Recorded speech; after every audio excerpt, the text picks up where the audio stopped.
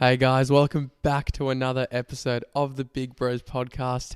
It is episode 22 and we've got something a little bit different today. Now, if you are watching us on YouTube, you'll notice that we have a very tanned, good-looking man here, and there's one reason for that. Well, he didn't go to a solarium. He went to Europe, like everyone else. Like everyone else. It's pretty boring, isn't it? I don't think it's boring. Well, it's my first time seeing you, and you have some things you've learned, some stories, and we thought, why not have a bit more of a chilled episode today? Because, at Big Bros, all conversations are always going to be entertained, and some of those conversations will be asking our friends how their travels have been. So, Jeremy, how have you been? I've been well, mate. It's great to be back, though. And look, I wouldn't be surprised if some people have already switched off when they hear, yeah, he's gone to Europe. Bang, I don't need to hear anything more. But look, I was actually probably only in Europe for a week and a half, 2 weeks of the trip. I spent most of my 4 weeks away in Morocco, which was a completely new destination for me, somewhere that I didn't even think of going to up until maybe a few weeks before I booked to go away.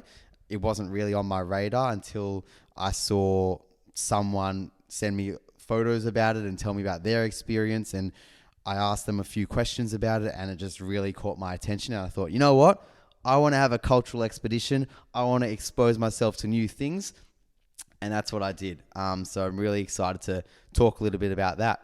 Mate, that sounds fantastic. Honestly, Morocco is a place I'd love to go to. It is on my bucket list, and hopefully if money persists, then I'll be there in the next couple of years, touring on camels and whatnot and whatever, and drinking Moroccan tea. Do you drink a lot of Moroccan tea? A lot of Moroccan tea, and they love their tea over there. Look, before I went, I thought it was going to be like coffee. I thought, all right, Moroccan coffee, like Turkish coffee, that's like the type of go, but it's tea, mate. They drink tea 5 times a day. They don't drink alcohol in Morocco. It's actually illegal there. Some cities you can get alcohol. Is it because of the Sharia law there, Islamic law? I think, yeah, it's because of the Islamic law. Like, I think, a lot of Muslims don't drink alcohol. And because of that, they don't really sell it in Morocco. And similar situation to what was in Qatar, albeit I'm not sure if you could still kind of get your hands on alcohol. But it's probably a good travel note to make if any Aussies do want to go to Morocco, because we love our drinking. Yeah, look, we do. And look, I went on a tour, so I had a tour guide with me. So shout out to Khaled. He told us the ins and outs of what to do, what not to do. And he said, look, just be careful, because some destinations, it is illegal to drink here in the city of Maroc. And it will in particular cities in Morocco. So it was so funny. I remember one night we wanted to get a couple of drinks. It was a Saturday night. We were in Fez, and the local bottle-o, it's like the windows are completely like blacked out. You don't know what's going on in there. And it's just a bottle-o, but it's just like a really sneaky business. Sounds like the prohibition of the 1920s era in the US. Oh, it's a little bit like that. But yeah, the tour guide of ours gave us a little bit of a heads up. He said, look, just don't be seen drinking alcohol on the streets in front of the police, because they will fine you and they will send you to prison for 48 hours if you're seen drinking alcohol. So there you go. That's mad. That's mad. I was going to ask you, so tell our lovely listeners which countries and cities you went to. Quick recap. Yeah, well... Where'd you start us off? I started off just in Berlin. So I was meeting a good friend of mine who just recently moved there for work, and interesting, so he's also from Melbourne, like we are, and I think for a lot of Aussies, it's typically been like London as a really as a main hub for Australians to go to and to work, and just a really good spot for you to travel away from whilst working in such a great country like London. But I feel like Berlin is starting to get a little bit of that vibe as well. Like I said, my friend has just recently moved there. He has like a large contingent of fellow Aussie friends there now, and it seems like it's getting a little bit of attraction, Berlin. So if you're young and you're interested in traveling and working abroad, I would consider not just London, but I'd consider Berlin as well. Awesome. So I went to Berlin a few years ago. I liked it, but you spent a bit more time there. Tell me, what are the things you learned? There was a massive techno scene there that you love. And second question is, what differentiates you from every other Aussie who went to Germany? I'm taking the piss with that second question. Yeah, look, Just had to fire it I out. think Berlin's just filled with a lot of like, you know, the Aussies that are there just, you know, kind of like want to be a bit edgy Aussies, like trying to get that little bit of edginess about them that you do see in the northern suburbs of Melbourne, or what the northern suburbs of Melbourne strive to be. They strive to be a little bit Berlin-esque, a little bit Germanic. And I think I think what I loved about Germany in general, and what I do love about Germany, is that it's a type of country that when you're there, you feel like you're there. And what I mean by that is a lot of European countries feel the same. Like, you know, you're walking through the cobblestones, which are beautiful. You're seeing beautiful buildings. You're going through pastry shops and bakeries and eating your chalky croissants, and it's a lot of the same stuff. And what might differentiate the one place to another is maybe the people, maybe the culture. But yeah, just from like recent experiences, I felt that like a lot of European cities are the same. But what I love about Germany and Berlin in particular is that it does feel quite distinguished from the rest. It does feel unique, and you feel that in the bars, in the clubs, even just like in the streets, just, you know, conversations you have with people. Like, you feel like there is a strong patriotism for Germany. You feel like there's just like a bit of an edginess, a bit of a vibe about them. And yeah, so the vibe's just a bit of a running joke with Riley and I. But yeah, I loved it there.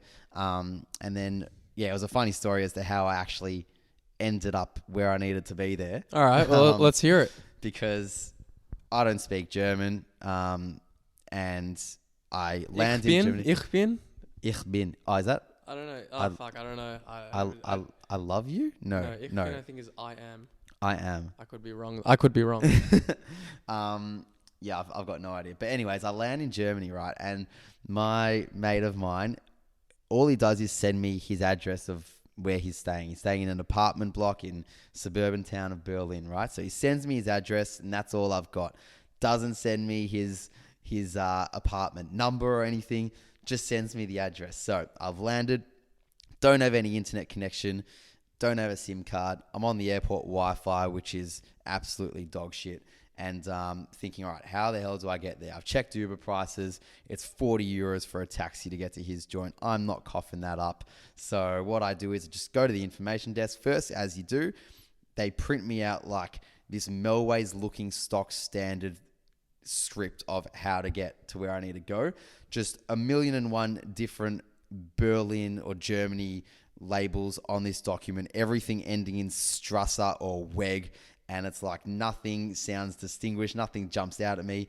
So I just know this is going to be a fun trip ahead of me. You reckon the person who served you at the information desk is like, great, another Aussie? Yeah, probably, but you just gotta take it in your stride. And look, I was not wigging out a little bit here, but I knew that, look, I don't have any internet connection, but this is going to be an experience, and you do it for the plot. Like, this is just part of solo traveling in a way. So what I do is find the train station, tick. That's the easy job done. Get on that train, tick. Again, quite easy. Get off where I need to get off at, tick. Next part is I need to get on the bus, right? And normally you'd think, oh yeah, just the bus is like right next to the train station or whatever. Surely this isn't a story of how difficult it is to get on a bus. No, well, you know what? Like, it's not too difficult, but I know when I'm traveling, I heavily rely on Google Maps. And keep in mind here, I did not have any internet connection. I didn't have any maps that were working for me because I didn't map it out before I left. So I've just got a brick phone on me. So I eventually find the bus stop, which is like around the corner and halfway up the street, after trialing and erroring a few along the way. Get on the bus, ask the bus driver where I need to get off at. He kindly drops me off there. And then, like, you know, I need to actually get to my mate's house. It's not just a hotel, it's not just a hostel. So involves a little bit more identification of where I need to be, what I need to see. Bus driver doesn't speak English, literally just points to the left direction and says, go there, like a walk there. So I've got my suitcase. I've just traveled for 35 hours or whatever, and I've just been told to just walk left, and I'm just going with the flow. So I just walk left. I'm walking down a few streets, and you're just hoping that What's you your see... internet situation? Internet situation is still zilch. So I've still got no phone connection, so I still don't know where the hell I actually am. So were you that scared of just turning on the data roaming on your Apple iPhone? The data roaming, well, in terms of like paying for internet. Well, I mean, like, you're lost, and you know, I could be wrong, but it does sound like you're just overcomplicating it because you're too scared to turn on data roaming so you can use Google Maps for like 5 minutes. Could be, but you know what? At the end of the day, it's all for the plot, like I said, and don't mind a bit of a challenge. So don't mind me though. I'm just having a good dig. I've missed you, so it's all out of love. All my little I know, but digs at you. No, I know, but you know what? Like these are the moments that I enjoy. I actually enjoy about traveling. Like in the moment, you don't like it. You start wigging out a little bit, but looking back on it, you like it because it's like, all right, that's what made me. So I'm walking along down this random street in Berlin, and I see a parking inspector, and I thought, all right, this is a good way to try to actually find where I need to get to. So I asked the bloke, where do I go? Where's this street? Points me in the right direction. So off I go, find the street, eventually find the number of my mate's apartment block. Bang, I'm there. Great. Next thing, my mate forgets to tell me what number in the apartment block he is actually living in, right? So I've just gone all this way and I'm thinking, fuck, well, there are like 10 apartments here. Like, I don't know which one he belongs in. And mind you, he's in a business call at the time as well. So even if I did have internet connection, it would have been difficult to get a hold of him. So postman lets me into the apartment block because he's dropping off some letters. And I just start ding-dong ditching doors, really. So I had a couple of responses, a couple of people that answered the door, didn't understand what the hell I was saying, and a couple of no answers. But you know what? Eventually, my mate opened up the door and we got there.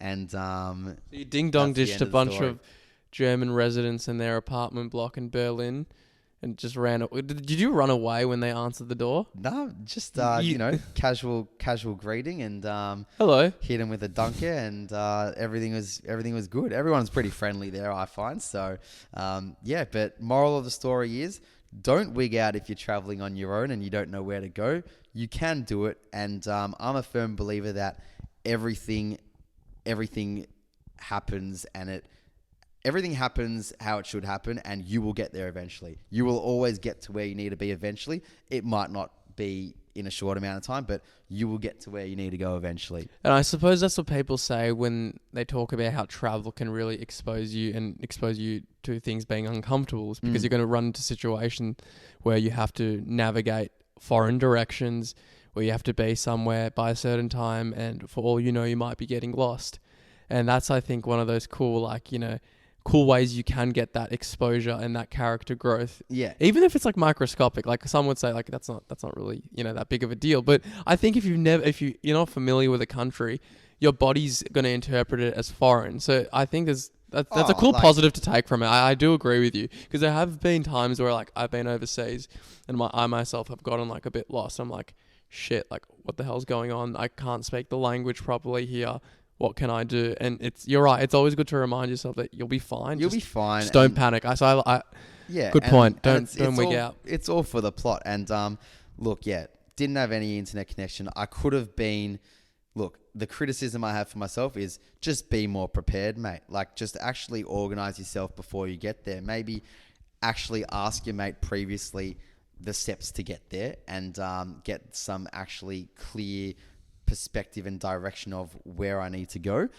So I could have been a bit more prepared, but everything happens as it does when you travel, and that's what happens. I mean, I missed a couple of buses and trains as well at different points in the trip, which, mind you, I've never done. So that was new for me as well. One was with this same mate of mine. We were taking a train from Prague to Vienna. Missed it. I mean, we woke up in time. We ordered our Uber in time, but there was just too much traffic on the road. So some things just happen like that. And then, yeah, missed another bus occasionally, as you do, when I wanted to just bus to a Spanish city at one point. But it happens. You get on the next one. And if you need to cough up a few extra euros, so be it. It's all part of the experience anyway. Chronicles of Germany. Sounds pretty cool. Tell me about the culture shock you found in Morocco. Morocco, well, yeah. So we land in Casablanca and we drop our stuff. We head out to the markets in like the old city of Morocco. So it's like quite more of an like authentic place versus just like the new city of Casablanca. So it's like big markets, lots of vendors, like lots of people walking around, blah, blah, blah. But the culture shock was we saw so many sheep walking down the street, getting walked down the street by people. We're thinking, why the hell are there so many sheep walking around the streets? Like, what is going on here? Didn't know what the hell was going on, right? Why do you sound like Crocodile Dundee when he went to New York? Have you seen the Crocodile Dundee? No, I actually haven't. So Probably bad of me. But yeah, you probably should. Or you also remind me of like, Coming to America. Have you watched that with Eddie Murphy? Can't say Just like navigating a new country. Poor movie watching me. Yeah, look, these are classics. So. But in any case, you just remind me a little bit of like Crocodile Dundee, some Aussie in like just a sounding foreign country. He's like, there's a bunch of sheep here. Oh my Lord. Mate, there were sheep bloody everywhere. Literally everywhere. There was sheep on the back of carts. There was sheep getting walked down the street on a leash. So we're thinking, is this normal? Like, is this what Morocco's like, right?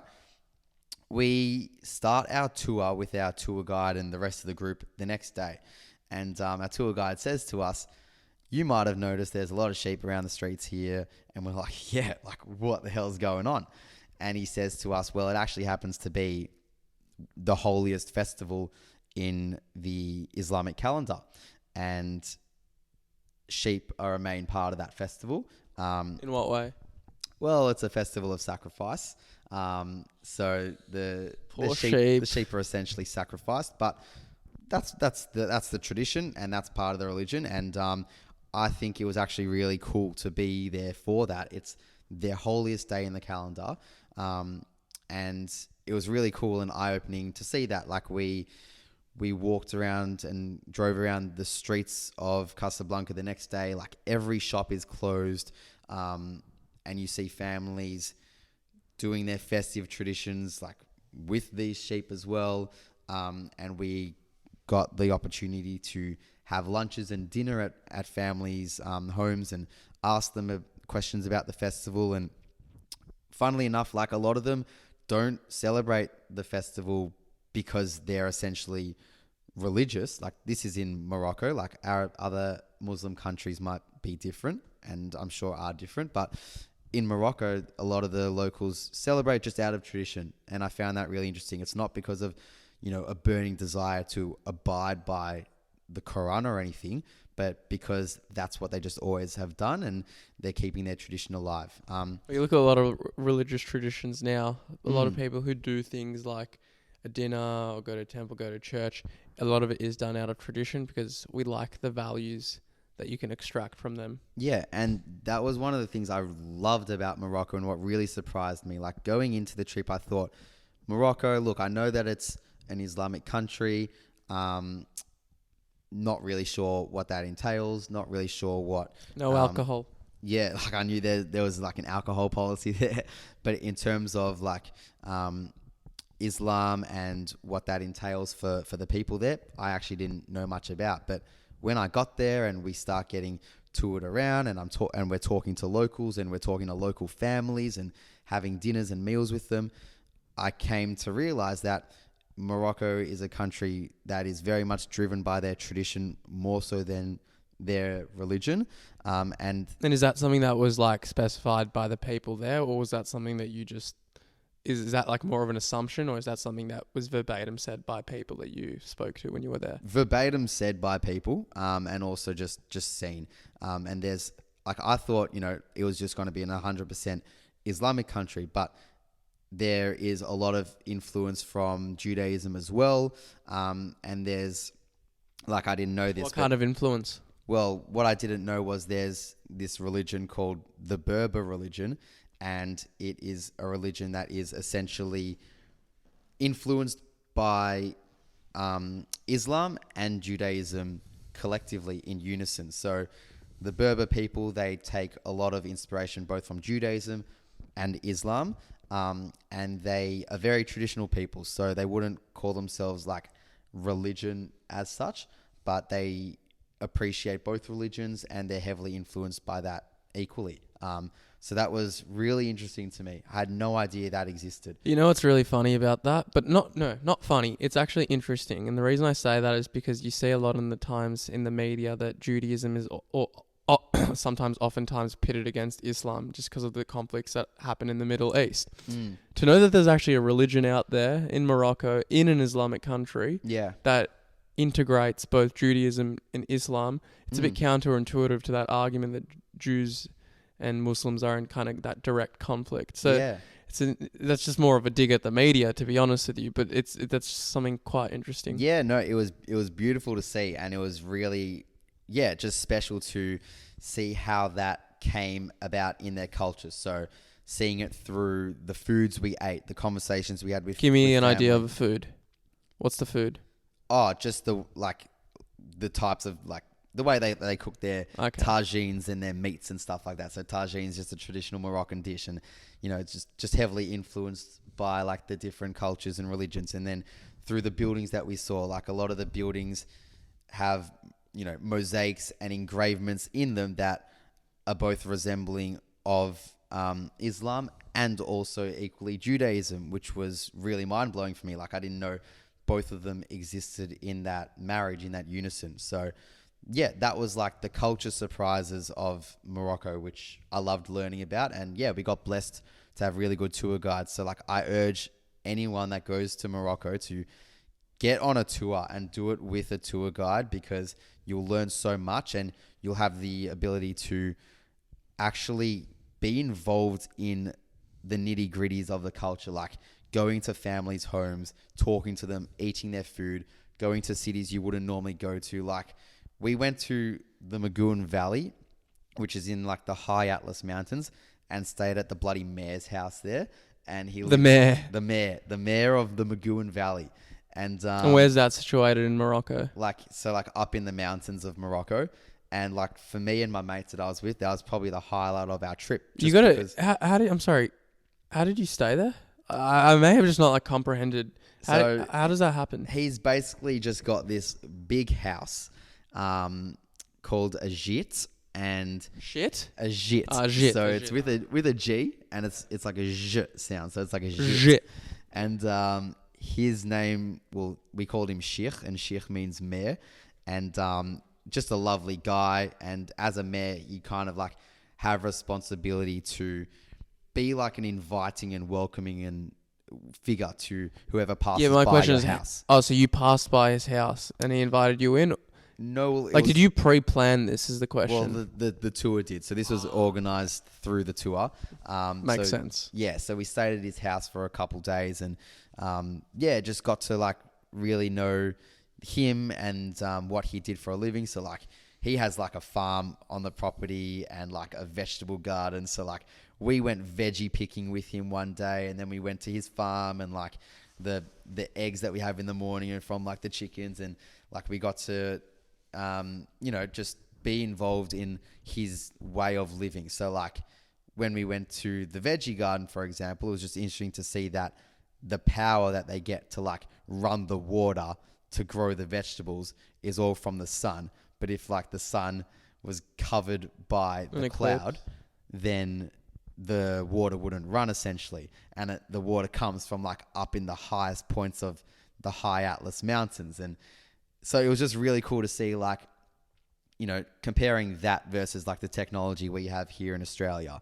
What do you mean? We use solar panels. We use solar panels. We do. But like we turn on our tap and we get running water, and it's as easy as that. Whereas like these guys up in the valleys here of Morocco, like they need to do things quite manually. And it was really cool to see that. It's really quite eye-opening. But yeah, it was just a sick time there as part of the trip. So I urge anyone to like, if you do Morocco, if you go to Morocco, do it on a tour, because you just get these unforgettable experiences that you might not get just by traveling with a group on your own. Those were cool surprises about it. That's a fair point. Yeah, no, I think a tour can really do can help illuminate and kind of educate you more so than if you were traveling solo, because there are people who know the history of where you're going and they can inform you. It can be just a cool kind of more overall well-rounding experience. Yeah. Tell me about the Sahara Desert. Sahara Desert was sick. It was like actually unbelievable. Like I don't think I've ever seen stars that bright in my life, because we slept under the stars in the Sahara Desert, maybe up until about 4 a.m. because then we just couldn't hack it anymore. Not because of the heat, but because you're just getting swept by sand constantly. But yeah, just a beautiful skyline. Is it not cold there in the evening? Like a little bit chilly in the evening, but it was, yeah, I went at a time when it was like 42 degrees during the day. So, yeah, night wasn't all that bad.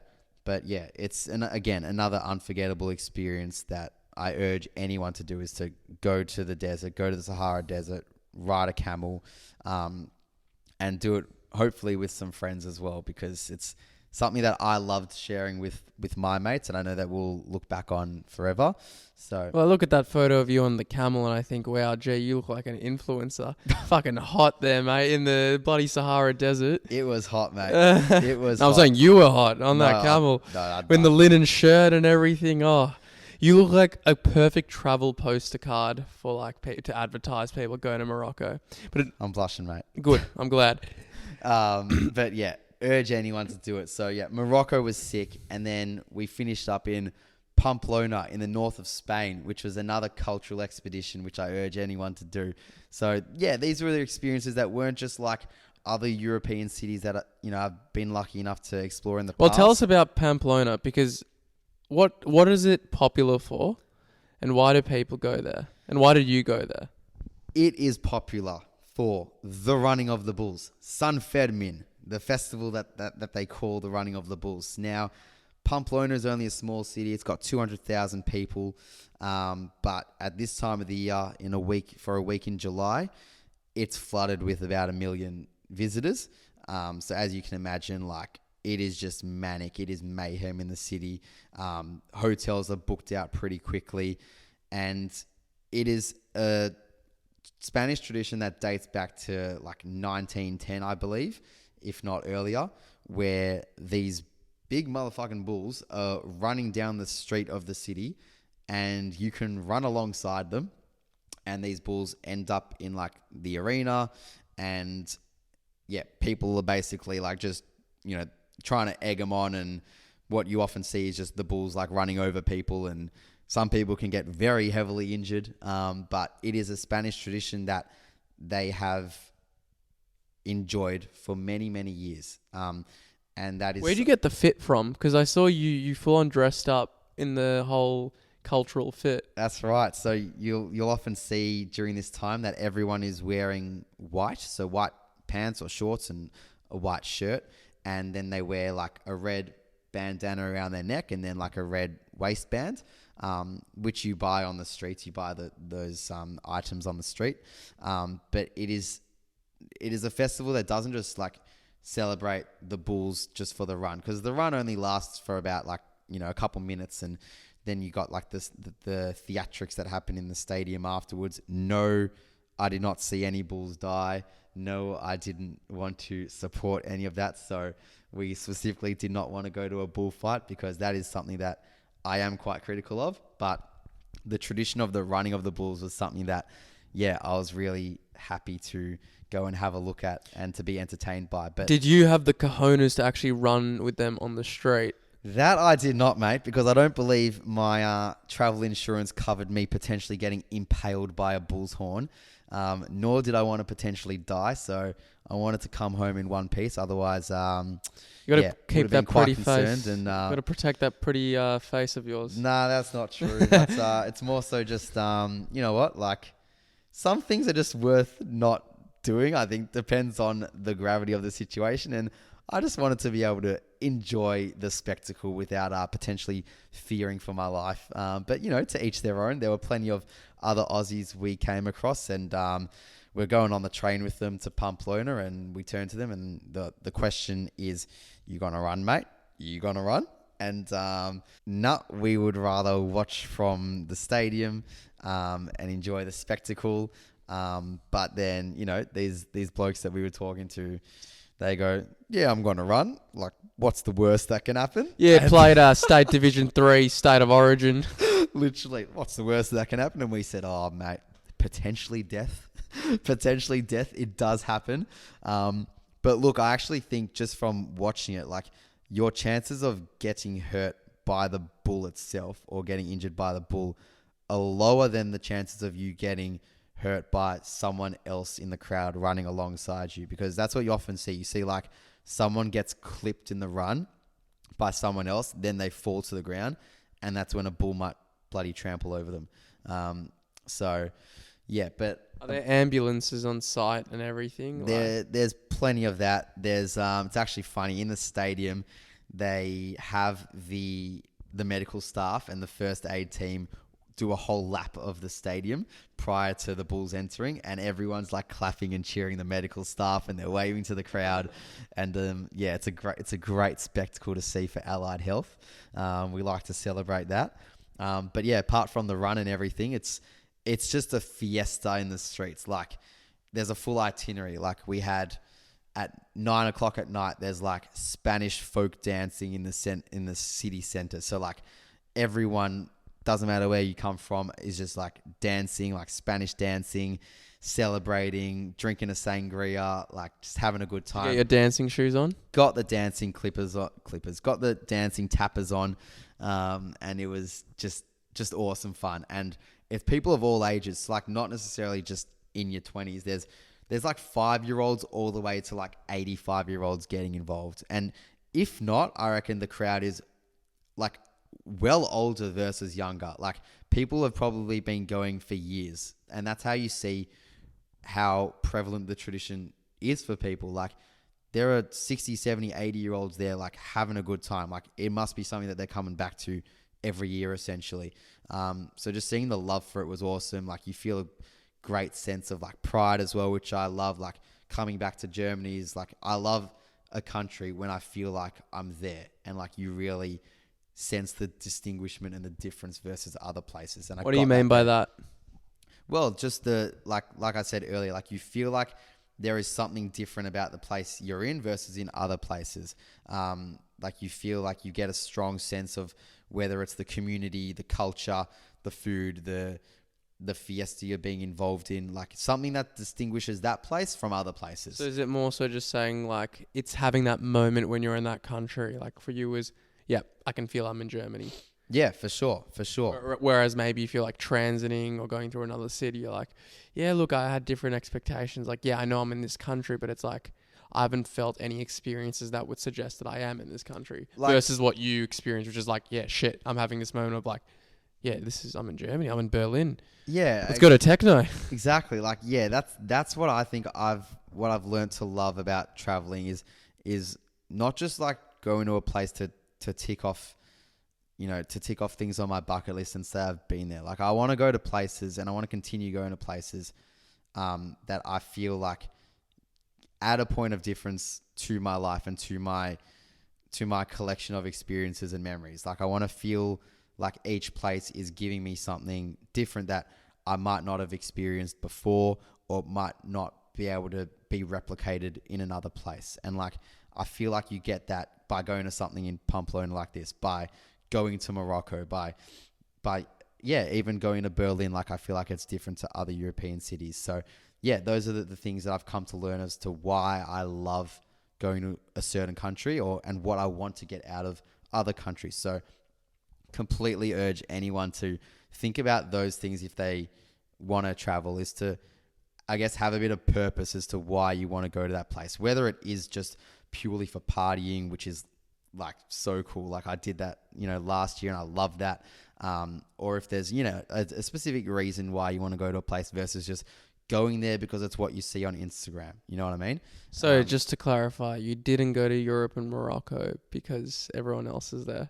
Definitely did not, mate. I had 5 weeks off from uni, and if I've got 5 weeks off at any time, I'm getting out of Melbourne, and I'm trying to do something different that I've not done before. And for me, that's traveling, and that's something that I think it's the best form of education. I think you can you obviously learn so much through your studies or through working or through, the friends that you have, the family that you have around you. But I think the best way to learn in life, especially as like a teen or like a older teen, like if you're 19 or whatever, or if you're in your early 20s, is by traveling and seeing the world and putting yourself in different situations, uncomfortable circumstances, things that might not be as easy for you as they would be back home, and learning and fending for yourself. Yeah, look, honestly, I couldn't agree more. I would have been there with you if I had the time, but yeah, look, I couldn't this time around. But I suppose there'd be listeners of ours who want to go and they're saving up for that big trip. And it can be really tough because you do see those kind of Instagram stories of other people having the time of their life. And I feel like that sometimes as well. But like something that helps me and hopefully maybe helps the listeners is that time and place will come for you. You'll have your moment to travel as well. Yeah. So not getting too depressed by seeing other people have their fun and understanding like not that. getting FOMO essentially. Yeah, because honestly, it's one of the easiest things is getting FOMO when you're going to work on a cold winter's day in Melbourne, or you got some studies that you have to do, and your mates are getting blackout drunk, or they're having this sick experience in the Sahara Desert, or like meeting new people across the world, and you learn things that you never knew existed. So I think it's a very legitimate form of FOMO. Yeah. But I also think it's one of those things that it's good to not get consumed by, and just remember, like, nothing's stopping you from saving up and then traveling when you have the time. Yeah, exactly. I think, really important point, because there's definitely been times where, like, I've personally felt the FOMO. You have, as you've just said, and I'm sure many, many listeners have also felt.